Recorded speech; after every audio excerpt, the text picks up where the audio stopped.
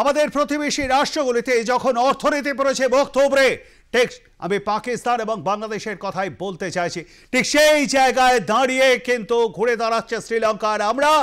আমরা কোথায় দাঁড়িয়ে? অত্যন্ত সুখবর, নীতি আয়োগের যে বৈঠক হয়েছে এবং সেই বৈঠক শেষে এইটুকুনি নির্যাস বেরিয়ে এসছে যে এই মুহূর্তে আমরা গোটা বিশ্বে অর্থনীতিতে চতুর্থ স্থানে পৌঁছে গিয়েছে জিডিপি নিরিখে। অর্থাৎ প্রথমে আমেরিকা, এরপর চীন এবং জার্মানির পরেই রয়েছে ভারত। টপকে গেছি জাপানকে। জাপানের স্থান এই মুহূর্তে বিশ্ব অর্থনীতিতে 5 নম্বরে। আপনাদেরকে আরো একবার জানিয়ে রাখি, $4 ট্রিলিয়ন অর্থনীতি, জাপানকে টপকে অর্থনীতিতে এগিয়ে গেল ভারত। এই মুহূর্তে বিশ্বের চতুর্থ বৃহত্তম অর্থনীতির দেশ এই ভারতবর্ষ। সুখবর শোনালেন নীতি আয়োগের সিইও VVR সুব্রমণিয়ান। নীতি আয়োগের বৈঠক শেষে তিনি জানেন, আমরা যখন এই কথা বলছি তখন ভারত কিন্তু $4 ট্রিলিয়নের অর্থনীতি হয়ে বিশ্বের চতুর্থ স্থানে উঠে এসেছে। এই মুহূর্তে বিশ্বের চতুর্থ বৃহত্তম অর্থনীতির দেশ এই ভারত। $4 ট্রিলিয়ন অর্থনীতিতে পৌঁছে গেছে আমাদের এই দেশ। আমাদের সঙ্গে এই মুহূর্তে রয়েছেন বিশিষ্ট অর্থনীতিবিদ অধ্যাপক দেবাশিস মজুমদার।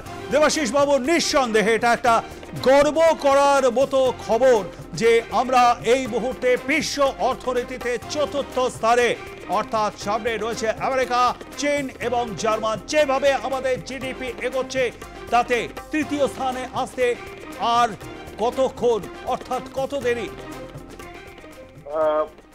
আজকে আমরা যে খবরটা পেলাম সেটা আপনারা যেটা বললেন সেটা নিঃসন্দেহে আমাদের গর্বের বিষয়, এবং এটা অবশ্যই যে মোট উৎপাদনের নিরিখে আমরা পৃথিবীর অন্যান্য দেশগুলোর তুলনায় একটা জায়গায় এসে পৌঁছেছি, একদম সামনের সারিতে।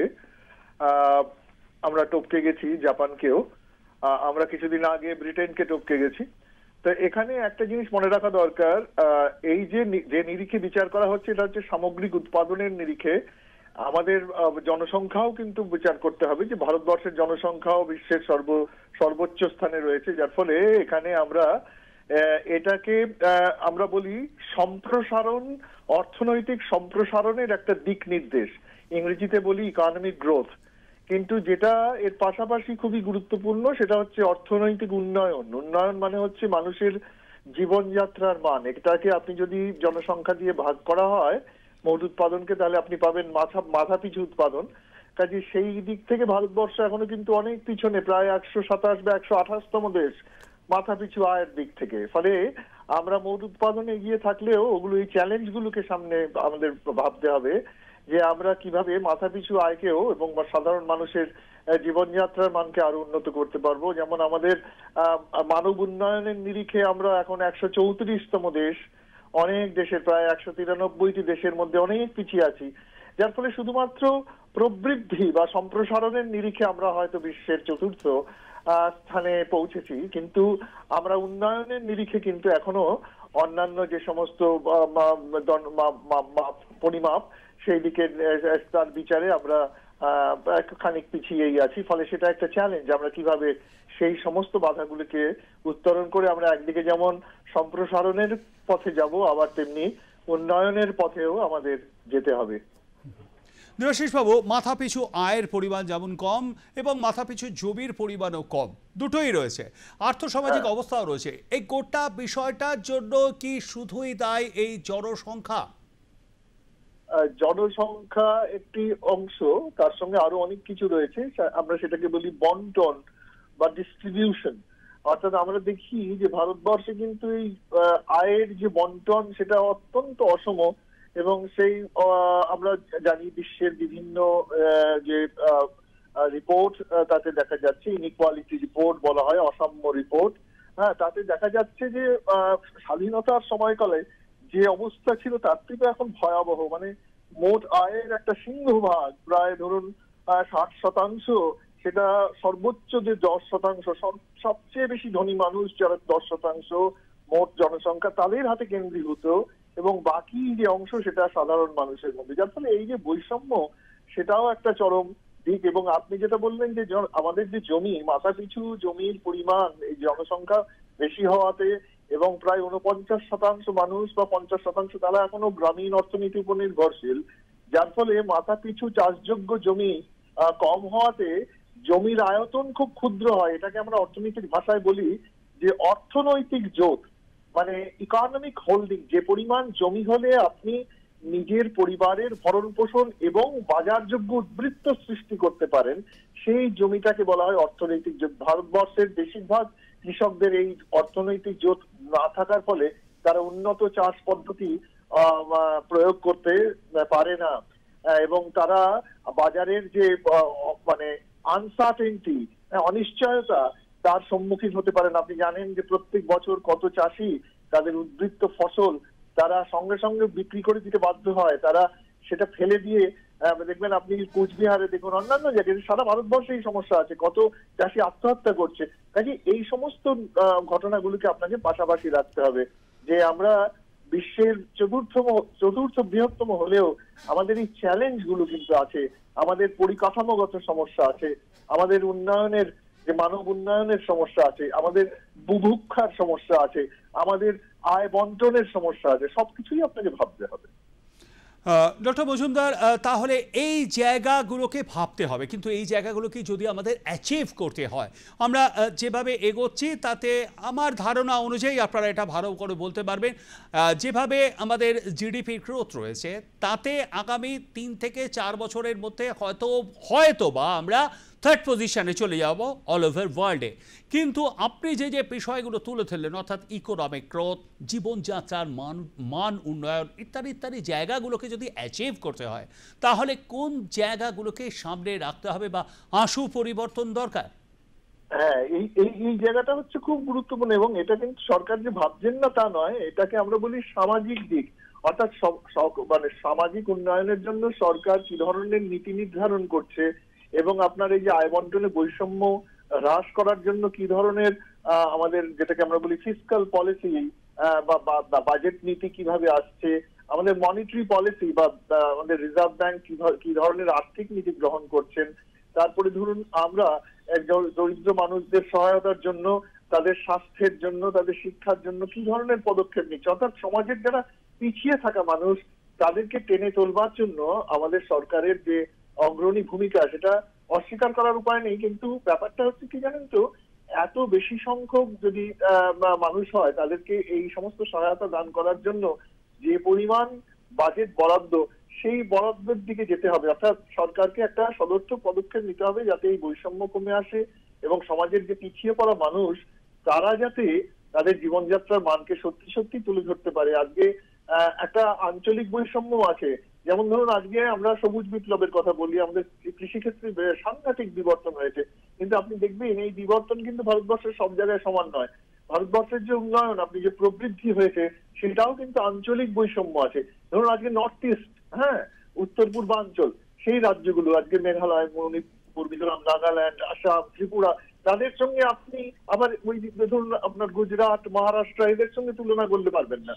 অর্থাৎ এই যে আঞ্চলিক বৈষম্য, এই দিকগুলোর দিকেও দেখতে হবে। কাজে এই মানে চ্যালেঞ্জ গুলো মারাত্মক। আবার শুধু দেশের সমস্যা নয়, আজকে বিশ্বায়ন যে আমার বিশ্বায়িত যে অর্থনীতি, সেখানে আপনার সারা বিশ্বে যে ঘটনা ঘটে চলেছে সেটাও আপনাকে কিন্তু প্রতিনিয়ত প্রভাবিত করছে। আজকে আপনি জানেন তো বিভিন্ন যে যুদ্ধ আর জিও পলিটিক্যাল ইস্যুস, কাজে সব দিকটা বিচার করে সরকারের উপর মারাত্মক প্রেশার থাকে তারা কিভাবে এগোবেন। কাজে আমার মনে হয় একটা প্রায়োরিটাইজ করা, আমি কোনটাকে প্রথমে প্রাধান্য দেব, সেইভাবে যদি সরকার বিভিন্ন তাদের নীতিগুলো নির্ধারণ করেন, অবশ্যই আমার মনে হয় ভারত একদিকে যেমন এই যে প্রবৃদ্ধির উচ্চ শিখরে পৌঁছবে, অন্যদিকে জীবনযাত্রার মানকেও আরো উন্নত করা সম্ভব হবে। অর্থনীতির মানুষ আপনি দেবাশিস বাবু, একটা কথা বলি, করোনার পর যে অবস্থা হয়েছে, অর্থাৎ গোটা বিশ্বের অর্থনীতি কিন্তু ধাক্কা খেয়েছে। এই জায়গায় দাঁড়িয়ে আমাদের মতন উন্নয়নশীল দেশের মানুষজনদের হাতে যদি লিকুইড মানি না থাকে, তাহলে যেটা হওয়ার সেটা হয়েছে। বিপুল পরিমাণে আমরা ধাক্কা খেয়েছি, কারণ লিকুইড মানি আমাদের কারুর হাতে নেই। এটি সরকার থেকে হয়তো দেওয়া উচিত ছিল, দেয়নি। কিন্তু অর্থনৈতিক সংস্কার যদি কড়াভাবে করতে হয়, তাহলে তো রাজনীতি ধাক্কা খাবে, কারণ পলিটিক্যাল গেইন তো পার্টিগুলোর হবে না, নয় কি দেবাশিস বাবু? হ্যাঁ, আসলে আমরা অর্থনীতির কথা বলি, আমরা বলি যে আমরা হচ্ছে যারা অর্থনীতিবিদ তারা শুধু প্রেসক্রাইব করতে পারি, মানে আমি আমি একজন ডাক্তার, আপনাকে ওষুধটা লিখে দিলাম, এবার ওষুধটা কিভাবে খাবেন, প্রয়োগ করবেন, প্রয়োগটা করবার জন্য সেখানে লেজিসলেটিভ অর্থাৎ যারা নীতি নির্ধারক, যারা রাজনৈতিক বা যারা আছেন সরকারে রয়েছেন তাদের উপরেই বর্তায়।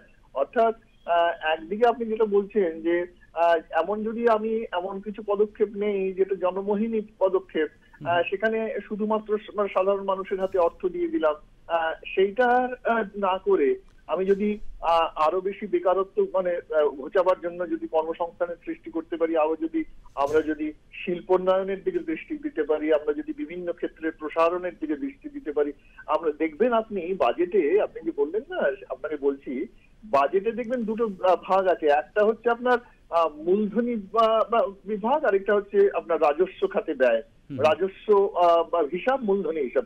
আপনি দেখবেন ভারতবর্ষের বিগত বহু বছর ধরে আমরা এটা বাধ্য, মানে সরকার বাধ্য রাজস্ব খাতে ব্যয়। রাজস্ব খাতে ব্যয় কি, ধরুন আজকে এই ডিফেন্সে, প্রতিরক্ষা খাতে ব্যয়, আমাদের পেনশনের জন্য ব্যয়, সরকার যে বাজার থেকে ঋণ গ্রহণ করে তার সুদ প্রদানে ব্যয়, এগুলোকে আমরা বলি রাজস্ব খাতে ব্যয়, যেগুলো মানে আমাদের দেশের জন্য কোনো সম্পদ সৃষ্টি করে না, কিন্তু সেই ব্যয় করতে সরকার বাধ্য। আর মূলধনী ব্যয় কি, ধরুন এই রাস্তাঘাট, বিভিন্ন জায়গায় বিদ্যুৎ উৎপাদন কেন্দ্র, রেলপথ, এইগুলোতে, এটাকে আমরা বলি মূলধনী ব্যয়, ক্যাপেক্স বলে ইংরেজিতে, তাতে সরকার ইদানিং দৃষ্টি দিচ্ছে। কিন্তু এই অংশ যদি আপনি বিচার করেন যে সরকারের সামগ্রিক বাজেটে যে ব্যয় হচ্ছে তার বৃহৎ অংশই কিন্তু আমাদের ওই মূলধনী ব্যয় না হয়ে রাজস্ব খাতে ব্যয় হচ্ছে। কাজে এখানে আপনি অবশ্যই আশা করতে পারেন যে সরকার যতই চাইছে যে বেকারত্ব দূর করবো, তার জন্য যে পরিকাঠামো খাতে বা মূলধনী খাতে যে ব্যয় হওয়া দরকার সেটা কিন্তু হচ্ছে না। সেটা সরকারের কিছু করাও নেই, এটা কিন্তু একটা পলিটিক্যাল। যেমন আজকে আমরা বলছি আমাদের মাইনে বাড়াও, আমাদের দিয়ে দাও, হ্যাঁ, তো এটা তো একটা বড় অংশ, কিন্তু সরকারি কর্মচারীদের অংশ খুবই কম। কিন্তু সেই দায় পূরণের জন্য সরকার অনেকটা চাপে থাকে, এবং সেই যে যখনই সরকার সেই ব্যয় করে তখন সরকারকে কিন্তু কম্প্রোমাইজ করতে হয়, তাকে কিন্তু অন্যান্য সামাজিক ব্যয়কে কিন্তু কমিয়ে আনতে হয়। যার ফলে এটাকে আমরা বলি, ইংরেজিতে বলি, অর্থনীতিতে বলি যে কিছু পেলে কিছু হারাতে হয়, ট্রেড অফ। অর্থাৎ আপনি যখনই আপনি নির্বাচনে এসেছেন, বেশ কিছু আপনার প্রতিশ্রুতি ছিল, সেই প্রতিশ্রুতি পূরণের জন্য আপনাকে যখন এই সমস্ত রাজস্ব খাতে ব্যয় বাড়াতে হচ্ছে, অবশ্যই আপনি হারাতে হবে আপনাকে মূলধন সৃষ্টি প্রক্রিয়া যদি কম হয় তাহলে কিন্তু দেশে ভবিষ্যৎ উন্নয়নের সম্ভাবনা কমে যায়, সেখানে বেকারত্ব বৃদ্ধি পায় এবং আয় বৈষম্য আরো বৃদ্ধি পায়। কাজে ওই একটা পেতে গেলে আরেকটা হারাতে হয়। আপনি যেটা বললেন না যে কোভিডের পর ভারতবর্ষে, সারা পৃথিবীতেই সরকারের ব্যয় সর্বোচ্চ ছিল, এবং সেখানে ফিসকাল বা রাজকোষ ঘাটতির পরিমাণ আমাদের মোট উৎপাদনের একটা বড় অংশ ছিল, সেখান থেকে কমিয়ে আনতে হচ্ছে এখন। এটাকে আমরা বলি ফিসকাল ডেফিসিট থেকে কমিয়ে আনতে। যেই কমাচ্ছি সঙ্গে সঙ্গে আমাকে ভাবতে হচ্ছে আমি কোন খাতে কমাবো, কোনটা পারবো না। এই সমস্তগুলো চ্যালেঞ্জ আর কি। এই জন্য আমি বলছি এই চ্যালেঞ্জের সম্মুখীন হয়ে ভারতবর্ষকে একটা ব্যালেন্স করে এগোনো, এবং সেটা বেশ কঠিন। মানে এটা আমরা ডিফিকাল্ট, কিন্তু এমন নয় যে আমরা পারবো না, অর্থাৎ অ্যাচিভ করতে পারবো। খুব ঠান্ডা মাথায় কড়া সিদ্ধান্ত নিয়ে আমাদের এগোতে হবে, তাই তো? হ্যাঁ।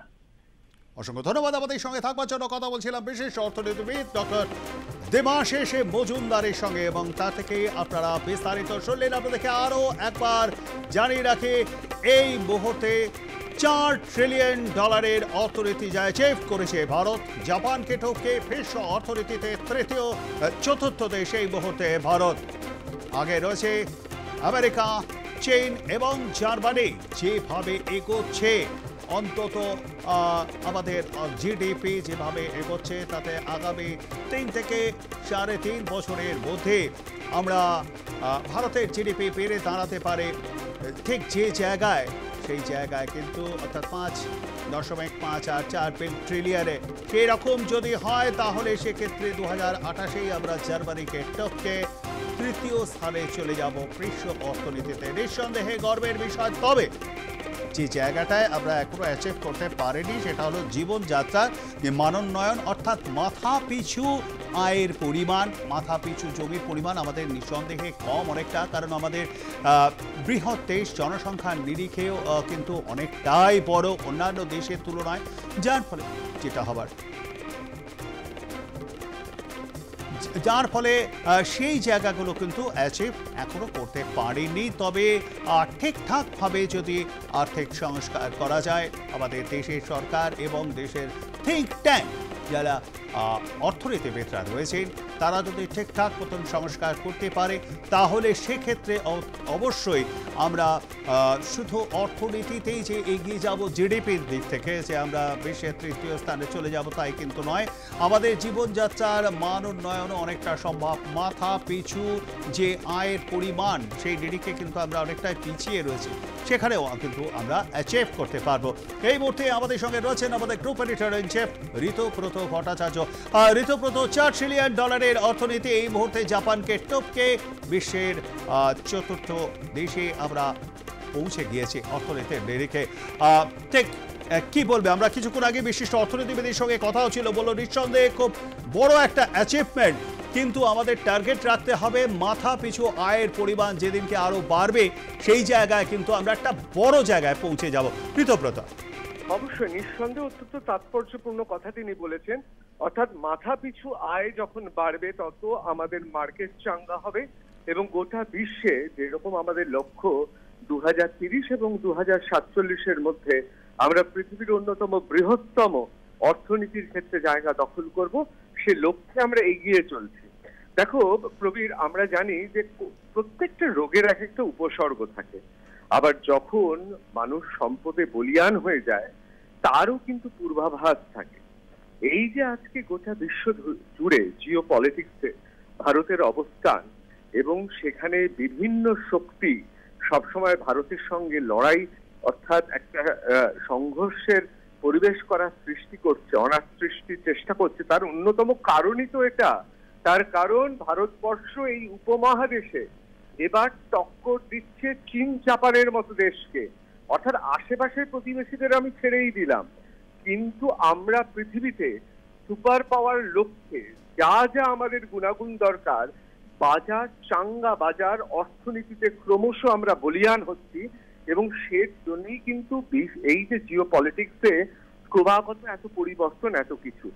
একটা কথা খুব পরিষ্কার, হ্যাঁ আমাদের লক্ষ্য রাখতে হবে যে মাথা পিছু আমাদের আয় যত বৃদ্ধি হবে আমাদের মার্কেট আরো চাঙ্গা হবে, আমাদের পারচেজিং ক্ষমতা অর্থাৎ কেনার ক্ষমতা তত বাড়বে এবং এই মার্কেটটা অর্থাৎ ভারতবর্ষের যে মার্কেট বা বিরাট যে বাজার রয়েছে সেই বাজারটা আরো শক্তিশালী হবে। এটা যেমন ঠিক, তার পাশাপাশি আমরা যে সাফল্য পেয়েছি সেই সাফল্যটা কিন্তু কম নয়। ইতিমধ্যেই গোটা পৃথিবীতে যে কোনো জায়গায় ভারতবর্ষের অর্থনীতি, ভারতবর্ষের মার্কেট এবং ভারতবর্ষের সবচেয়ে বড় কথা হচ্ছে আমাদের অর্থনীতির একটা নিজস্ব ছন্দ আছে।